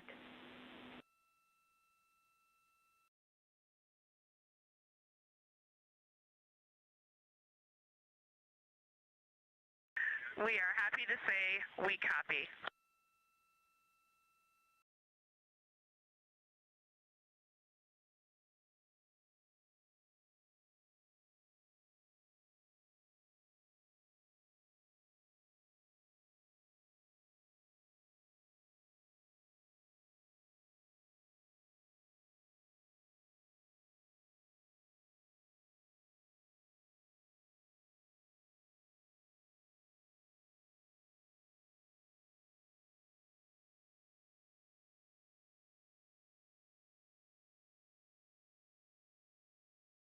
Those first communications back with the astronauts aboard Orion.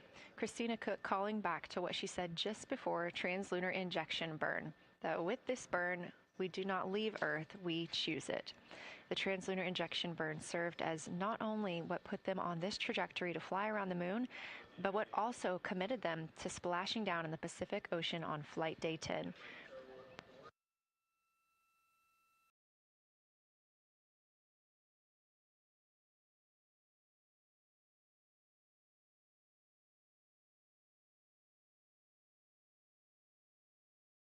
At this time, the crew is entering an observation break. We expect this to last about an hour, and it's probably a welcomed break following their very, very busy day taking pictures, making annotations, making audio recordings, and communicating all of the wonderful things that they are seeing on the moon. This observation break is also partially due to the fact that we will be entering an eclipse later. This will be the first solar eclipse that humans have seen from the moon. The astronauts will need to wear eclipse glasses for the first 2 minutes until the sun is completely covered by the moon, and then they have additional targets that the science team is hoping that they will photograph. We will have communications with them during that eclipse time frame. Because of that eclipse, Orion's attitude must be changed right now so that its solar arrays are in the sun. This will help it charge the batteries needed to power it through that eclipse time frame. This view on your screen is a visualization. The spacecraft now 4,224 miles away from the moon, and that number will now continue to grow, while the number of distance from Earth, 252,699 miles, will continue to shrink all the way until our crew is back home.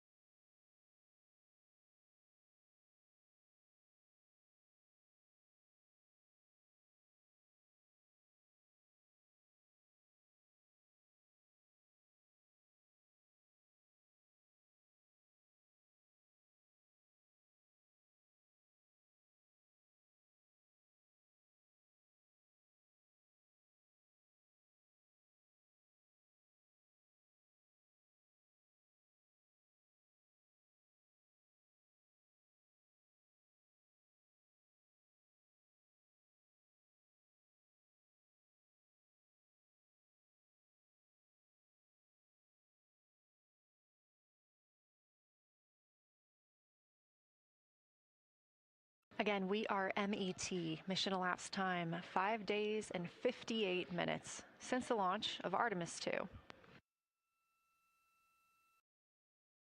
have reestablished communications with the crew and the Orion spacecraft, now entering a little bit of a break while they are out of visibility, or the moon is out of their visibility. The spacecraft will be reoriented to view the moon ahead of an upcoming eclipse. This current attitude maneuver helps charge the solar arrays and batteries aboard Orion that will power them through the eclipse.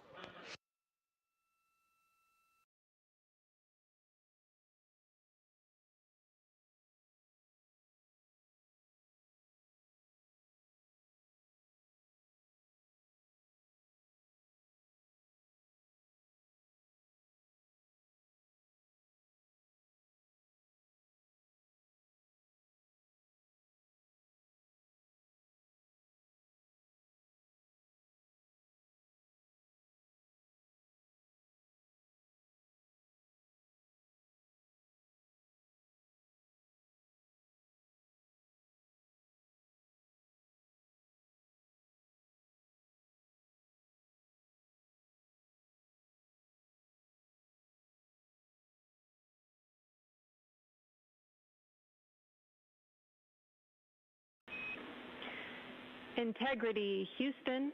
In mission control, all of your flight controllers and your flight director have flipped their Artemis 2 patches around. We are earthbound and ready to bring you home.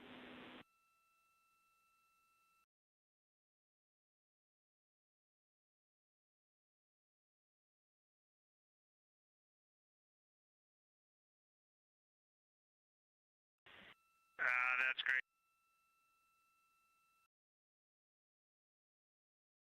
See the light of day as we head back to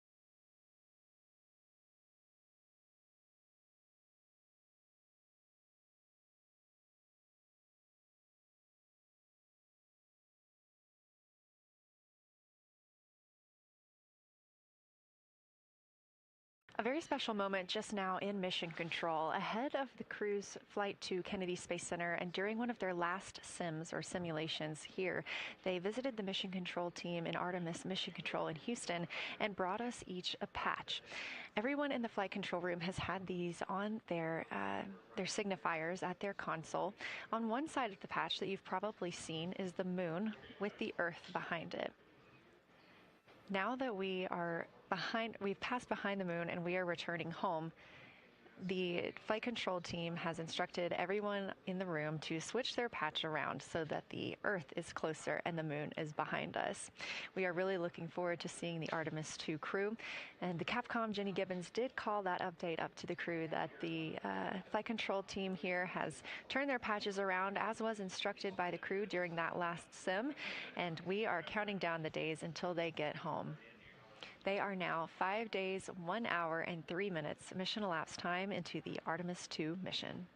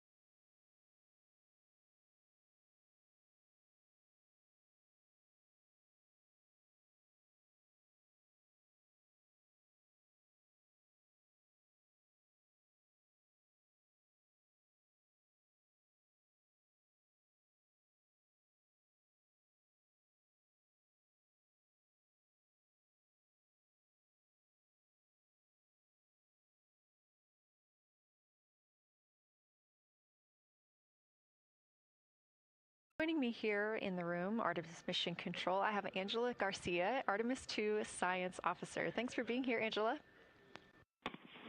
It is an honor to be here. What a day. Everyone's been buzzing. I can't contain myself. So it's been a really awesome day. So you're sitting on console at the science console now. Have you been in the SIR earlier today? There's a lot going on. So I went here first, and then I'm going to go there after.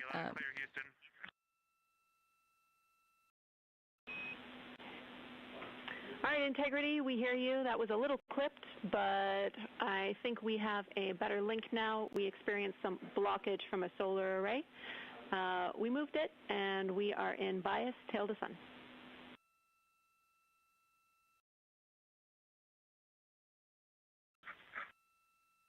Okay, Houston, you're coming in loud and clear, and copy, we're in bias tail to sun now.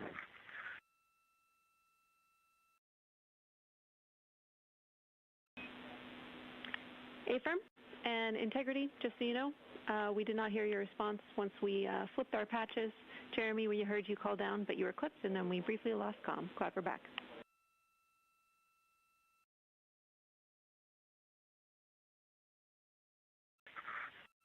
Okay, copy that. We were just excited that we got to share in that you, the MER, and Mission Control flipped your patches around, and that side of the patch is getting to see the light of day. Thanks for sharing that with us. Our pleasure.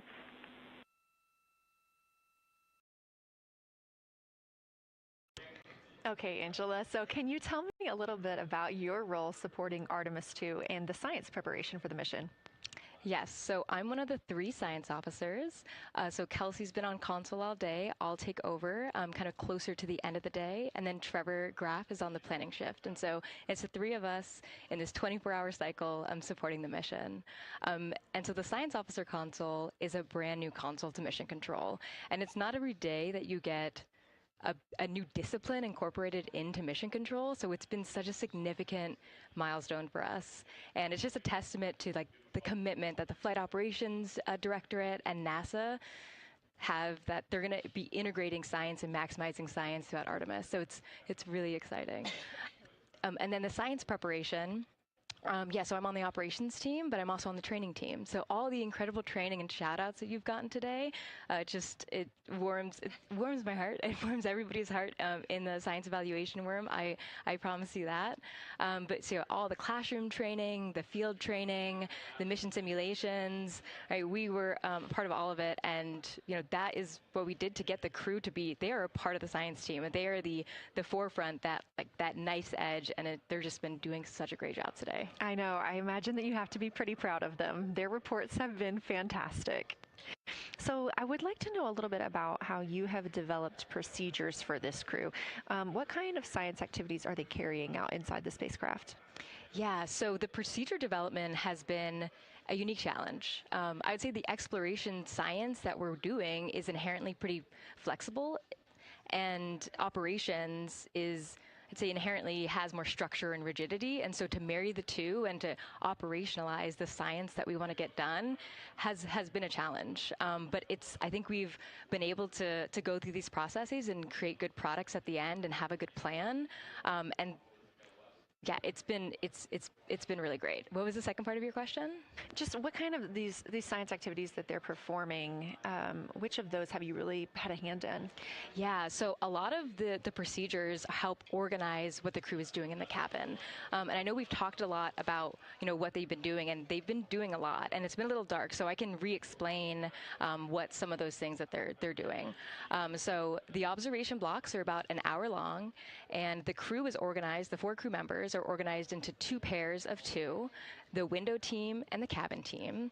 And the lunar targeting package that you've been showing up and that the crew have on their handheld tablets is really the instructions for the window team. So the window team, the 2 crew members are looking out the window. One has the camera with the long lens. One has, they're just looking out the window with their unaided eye, and they're taking these detailed observations. And then halfway in that observation block, they do the window team position swap. So that's what Capcom's been calling out, and they'll switch positions, so each crew member has a chance to have that long lens.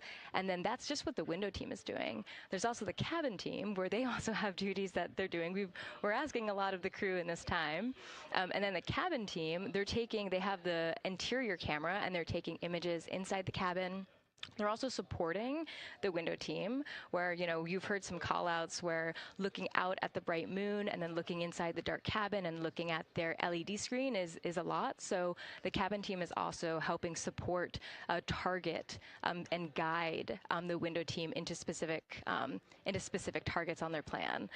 They're also helping call out these science situational reps.